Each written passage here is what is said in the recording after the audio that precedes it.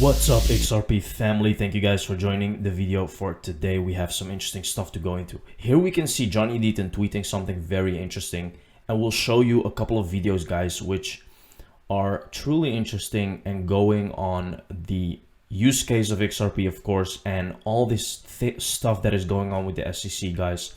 The reason I acquired XRP in 2016 was because of its use case for cross-border payments. Truth be told, I bought more in 2019 when Coinbase not only listed XRP, but highlighted its utility.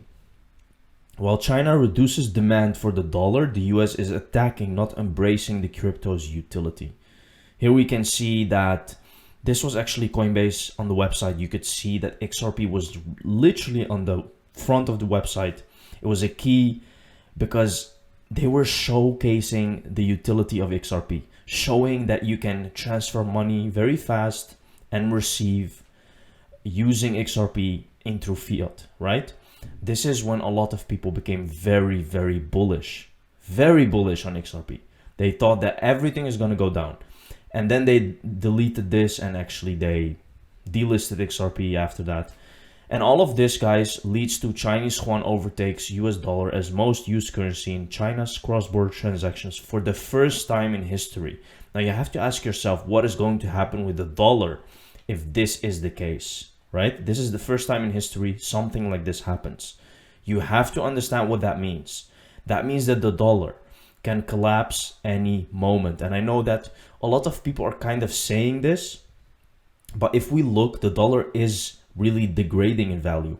You can see that inflation is hitting crazy levels like never before, right? And this has all to do with the weakening of the US dollar, and it's gonna get worse, right? So you have to understand, guys, that this is all leading up to XRP going up in value in the short term, because it's really short term right now. It's not long anymore. Here we can see US Senator Ted Cruz says he is incredibly bullish on Bitcoin. When they say this, guys, you have to be absolutely careful, right?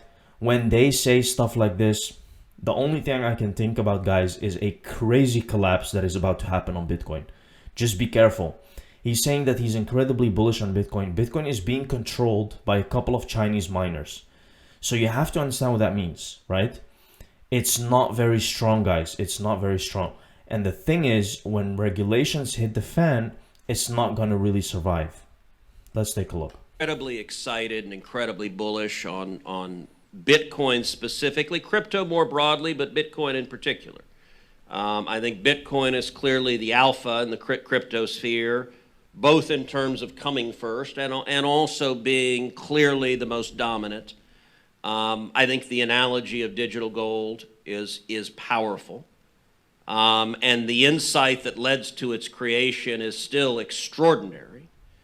Listen, I'm a Bitcoin investor personally. I have a standing buy order. Every Monday morning I have a buy of Bitcoin that comes in, and I own a little more than 2 Bitcoins. So it's and every Monday I own a little bit more.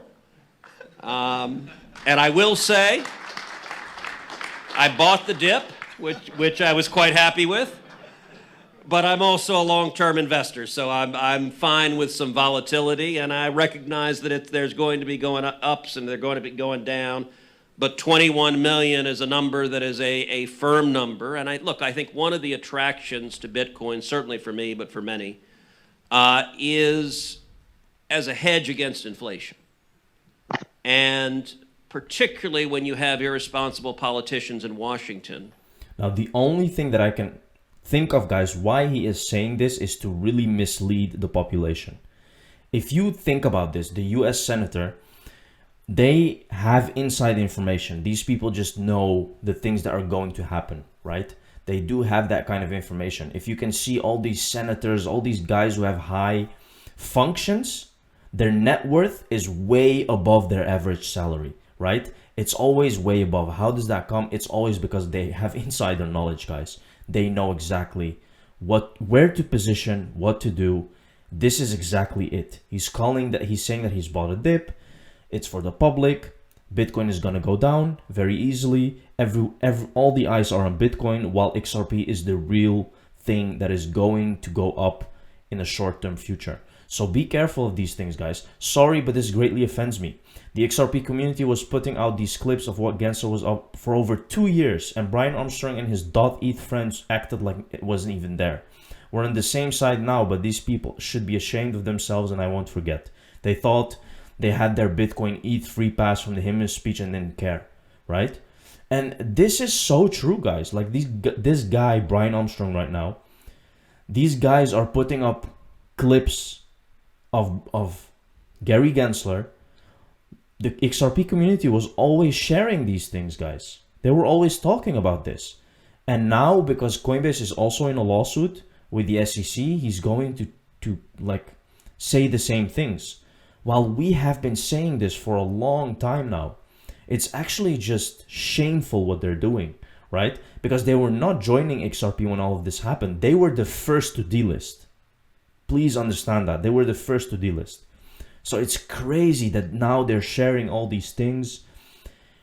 I don't know how or what their goal is, guys. I don't know what they're trying to do, but it's really the same thing happening over and over again. The XRP army has been showing these clips for almost 3 years. You only care now because it's your turn. Beautiful tweet by the Bearable Bull, right?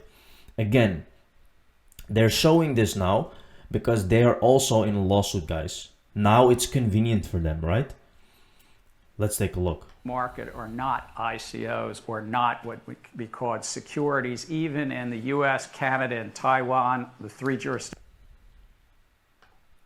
3/4 of the market is non-securities. It's just a commodity, a cash crypto. Beautiful, right?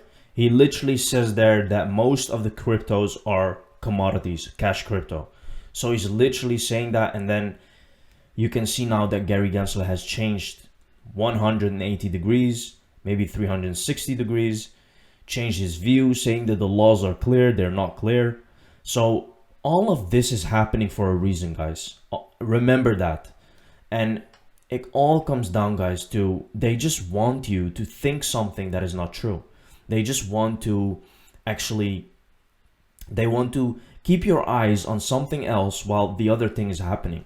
Because he's saying that it's a security, but on the other hand, the FedNow service is implementing XRP to start using it. And it will start using it from June. So you have to understand, guys, these people are here to distract you. Let's take a look here.